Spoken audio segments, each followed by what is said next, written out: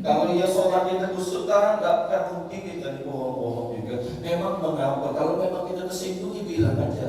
Apa? Takut tanpa kayaknya kaji gitu itu biasa aja. Pernah menggiring seseorang untuk pro dengan dirinya, tapi tidak pro dengan orang di sebelah sana, walaupun tak sebut nama. Kami biasanya satu menundukkan orang, belum nampak lagi hal tersinggung dengar sesuatu gitu. Ada di sini, Mas Jadi udah tersinggung. Cobalah binakan tes dulu 5 ciri manusia berakhlak Quran. Siapa mulai hari ini akan marah lagi? Cum. Takut kita akan. Siapa mulai hari ini akan lagi mudah menilai orang prasangka buruk sama orang? Cum. Jadi kalau orang masjid masih ngomongan orang lagi, Bapak bukan anak-anak yang harus dikasih tahu kejadian Rasulullah itu, bukan Rasulullah itu tak tahu, lalu orang munafik di barisan dia itu dia tahu. Kalau dulu orang tua itu di zaman era tahun 2020 itu mengenal diri diajarkan ilmu tauhid dulu Pak. Untuk di situ apa mengenal diri, udah tahu kekurangan kelebihan Allah, udah tahu minat bakat potensial, udah tahu apa yang harus ditingkatkan di waspadai di diri apa, udah tahu bakat caranya cara belajar apa yang kalau itu nggak tahu, ya susah. Akhirnya ada orang yang cocok jawab, aduh dia nggak cocok jawab. Dari konsep mengenal diri dulu. Karakter pribadi, kekurangan, kelebihan itu perlu ditingkatkan, itu perlu diwaspadai, apa yang harus diangkat lagi, apa harus dikembangkan lagi, bagaimana cara memilih pasangan, jurusan orang percaya, semua sudah ada. Oh, ya, saya data ya ada dulu Pak. Orang yang memiliki empati yang bagus orang, punya rasa peduli, peka, menjaga perasaan orang. Orang-orang Darabo ini orang yang kalau dia memimpin banyak dia membangun hubungan dari hati ke hati. Dan kalau suka pegang telepon beliau, kalau mengeja apa semua dia langsung jadi mau kenapa bahaya ekspresi wajahnya Pak. Orang yang ketika dalam memimpin pun kadang-kadang memutuskan sesuatu hanya juga dengan tempat atau melukai perasaan orang. Dengan dunia pertemanan, persahabatan, cinta, kasih sayang, keakraban, hubungan jangka panjang. Orang adalah tidak tidak kayo, dan nilai cinta di pikiran sama di perasaan. Punya rasa empati, peduli, kasih sayang ke orang, tapi di luar sana kadang orang tak baca itu bahwa ya agama ini yang membantu.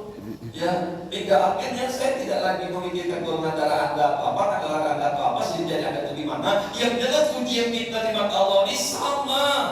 Bukan siapa di antara kalian yang paling kaya, nah, ada ujian paling takwa. Siapa di antara kita yang paling Takwa. Itu terjadi tidak sesuai jadi keinginan dan harapannya Pak.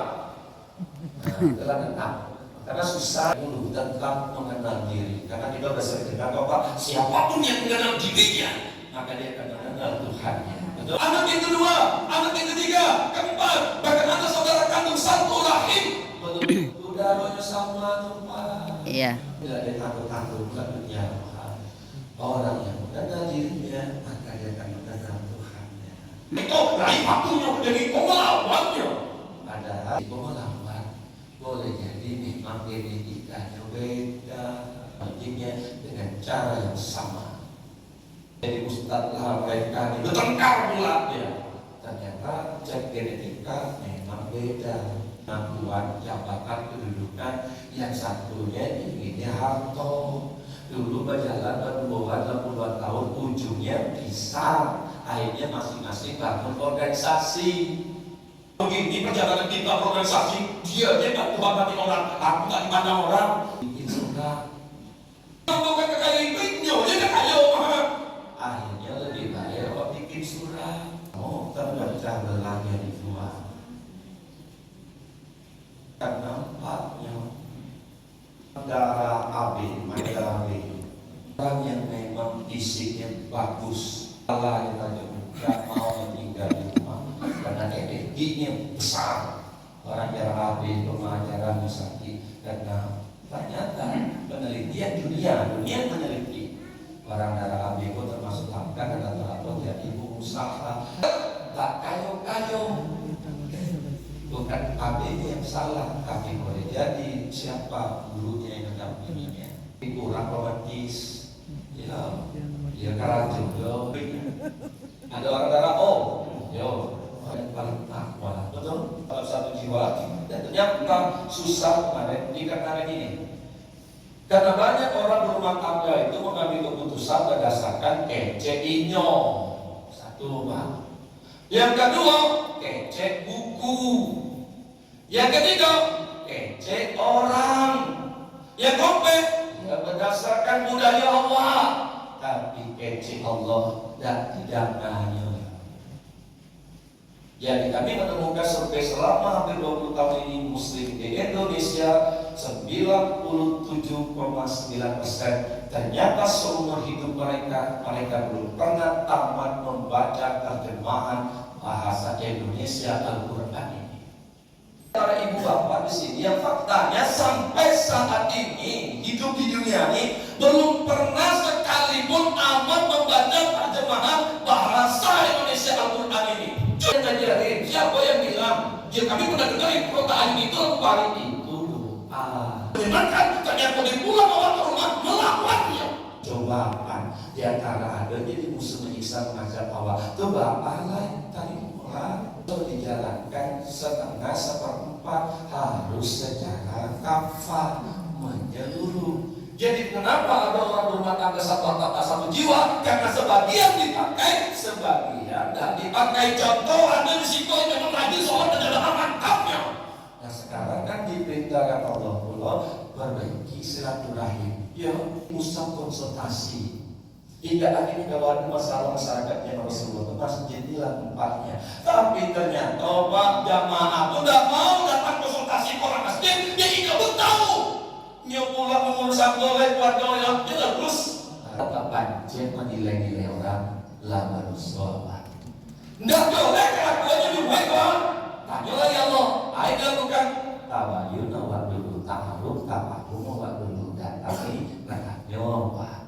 Nggak suka dia bertanya awak di depan orang lain. Makanya awak dulu awak datangnya berdua macam itu. Lain biasa kata.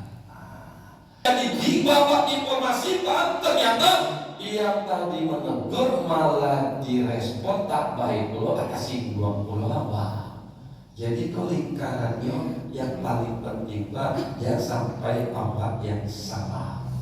Dan mereka duduklah dengan mereka, sampaikan dengan hikmah, sampaikan dengan nasihat yang paling baik, cara yang paling baik. Nah ini menarik ya. Tak bisa dengan tangan kita, tak bisa juga dengan lisan kita, maka minimal dengan hati kita. Itulah selemah-lemahnya iman. Nilai kayanya tidak syukur ya. Juga bukan sebagian, semua. Jadi anak awak melakukan sesuatu pastikan aja awak takwa. Ya. Yang kedua, tadi apa Pak? Marah. Mudah-mudahan tidak ada masalah. Kemarin ada Ustaz dari Bandung juga datang ke sini, Ustaz Aswan. Dia juga sudah dapat pelatihan tentang hidup tanpa marah ini. Jadi ekspresi marah oleh lantang, tapi hati tetap lembut.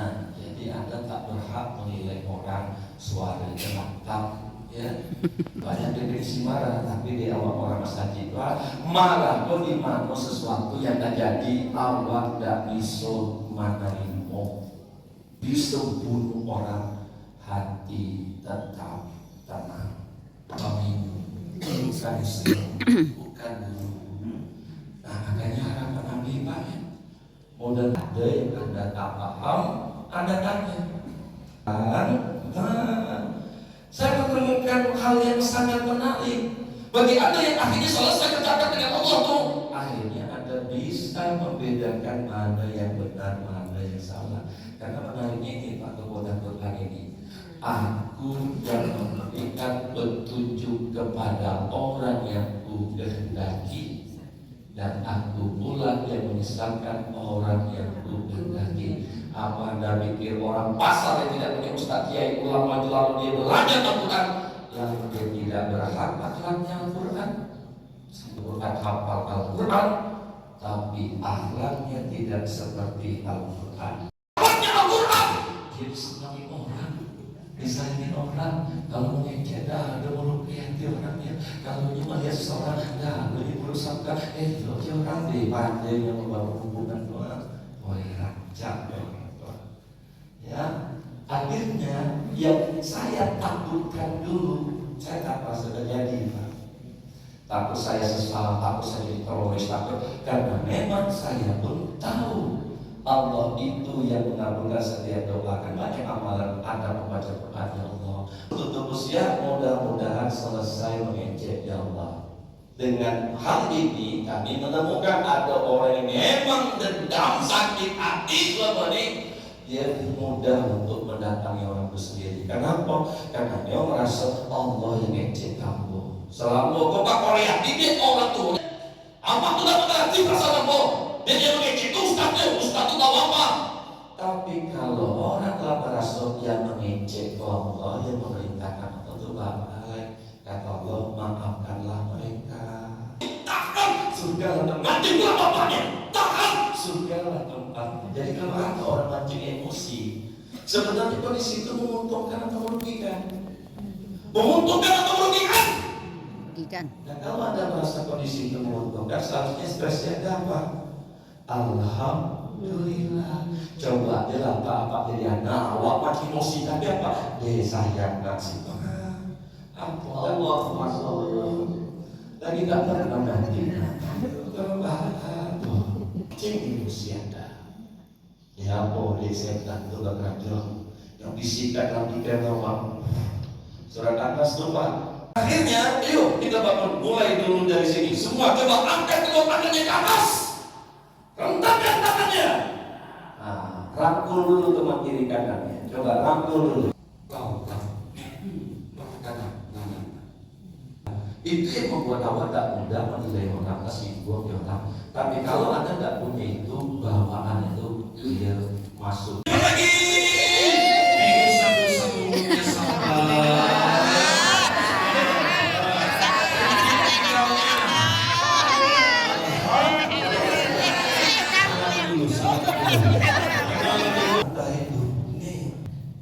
Ini beliau yang mengkain kafankan Anda.